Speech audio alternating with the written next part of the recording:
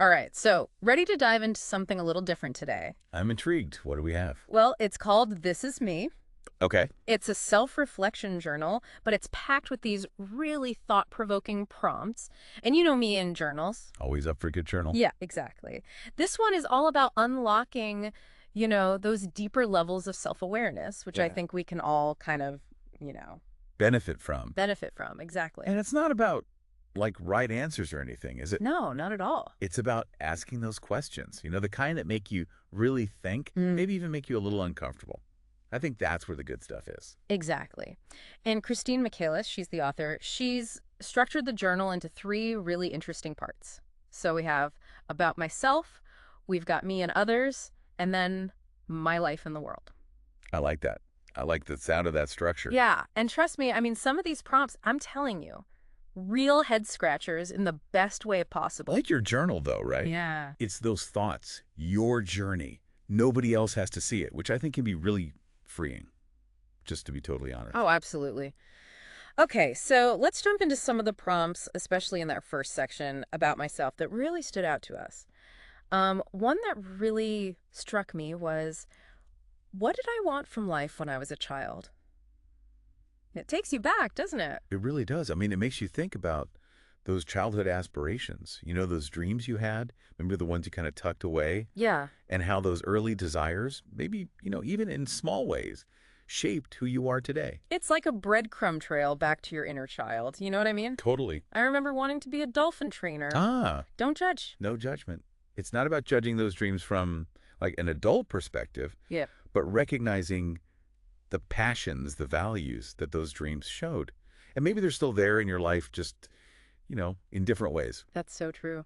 Speaking of breadcrumbs and understanding ourselves better, there's another prompt here that asks, what motivates me? Oh, that's a good one. Isn't that a good one? Because when you get those core motivations, it's like having, I don't know, like a user manual for your own brain. Yes. Like your choices, your reactions, they start to make so much more sense. It's like suddenly understanding like why you've always gravitated toward a certain type of project Yeah. or why certain situations just totally drain you, you know? Yes, 100%. And kind of, on that note of like digging a little deeper, there's this one that says, what is holding me back? Ooh, And that one can be a little uncomfortable. Right. Because it forces you to confront those inner critics, those self-limiting beliefs. We all have them. Yeah, we do. It's like shining a spotlight on those sneaky little saboteur. They're always lurking. They are.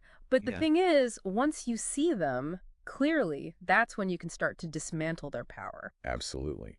And that's where the real growth happens. Hmm. When you can identify those obstacles and figure out how to work through them. It becomes less about like, oh no, there's a problem, and more about, okay, what can I do about this? Exactly. A call to action. It's funny because it makes you realize this journal, it isn't just about introspection. It's not just about you by yourself in your room thinking these big thoughts. Yeah, exactly. Like Yeah. it pushes you to explore your relationships too, which is where that section, me and others, comes in. Oh, that's a good one. Yeah, because let's face it, Who we are with other people. the big part of who we are, right? It's huge. Totally.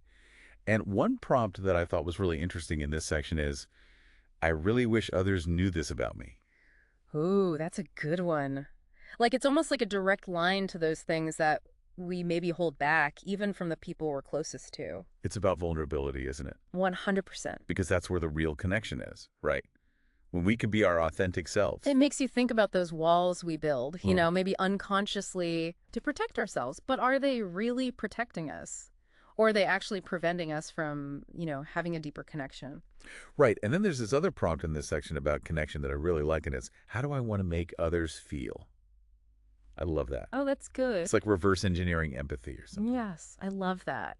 Reverse engineering empathy. That's what it is, because you start to think about like the impact you have on the people around you. What kind of energy are you putting out there? Do you want people to feel inspired, supported, understood? And it made me think of that Maya Angelou quote. People will forget what you said, people will forget what you did, but people will never forget how you made them feel. So good. Okay, this next one, it's a little more lighthearted, this prompt, but it can actually be really revealing. Yeah. If you could have dinner with any person, dead or alive, who would it be and why? A classic. It's a classic for a reason. It's fun to think about. Yeah. But it does tell you a lot about like your values, what you're interested in, who you find inspiring, like are you drawn to artists, activists, historical figures? Right, and it doesn't even have to be someone famous. It could be a grandparent you really loved or a friend that you haven't seen in years. And it makes you realize how much, I think, even the people that we may have lost, like those connections continue to shape who we are. For sure. And to kind of wrap up this section, there's this prompt that always makes me stop and think a little bit. What is something no one else knows about me? Oh, wow. Because it reminds you that we all have those hidden depths. We do. Those experiences, thoughts that like really make us who we are. And other people might not ever fully grasp. It's like acknowledging that vastness, that we all have within us, that complexity. That's what makes us unique. Ready to kind of zoom out a little bit? I like it. Zoom out. Yeah, so we've explored ourselves, we've looked at our relationships, but now it's time to go even bigger with the last part of This Is Me, which is my life in the world. Okay, bring on the world. I know, right? And this section, this is what gets really interesting because it's about like taking that step back, examining your place in, the grand scheme of things. The big picture. The big picture, your values, what you want to accomplish, and really what truly matters most to you at the end of the day. Love that. Yeah.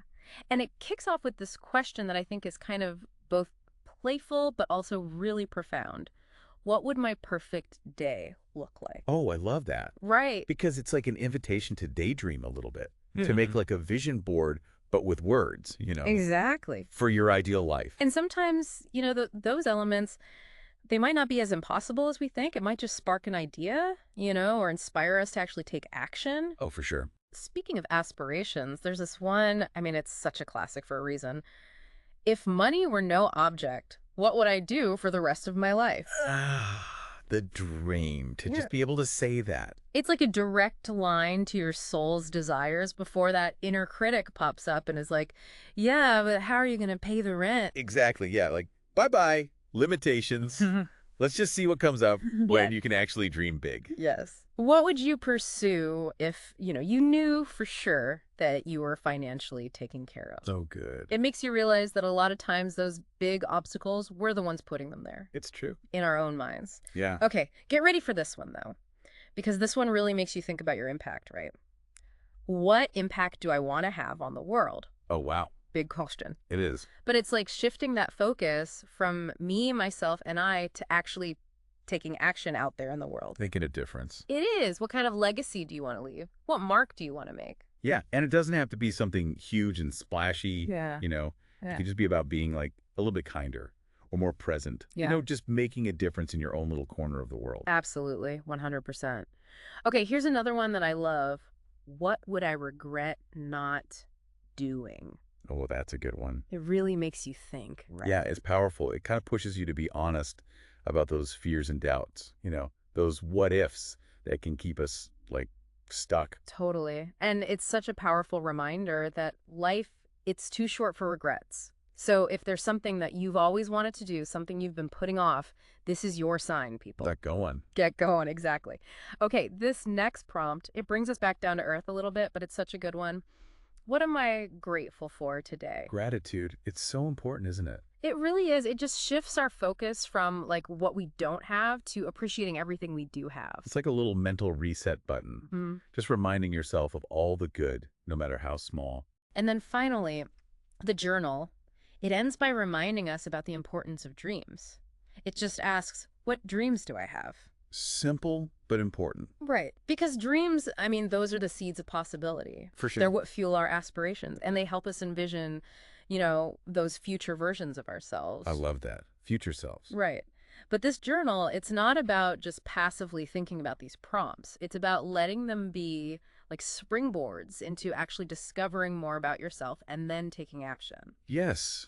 Because it's one thing to think about it, Mm-hmm. but it's a whole other thing to like do something. Absolutely. To create a life that is authentically and unapologetically yours. The best kind of life. It is. And sometimes that's all it takes, just asking the right questions. To create a big change. Exactly. So as you start your own little self-reflection journey, think about this.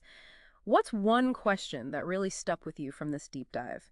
What's that one small step you can take today, inspired by what we've talked about, to get a little closer to that vision you have for yourself? Because self-discovery, this isn't the finish line. It's a lifelong journey. And you don't have to do it alone. Absolutely. We are all in this together.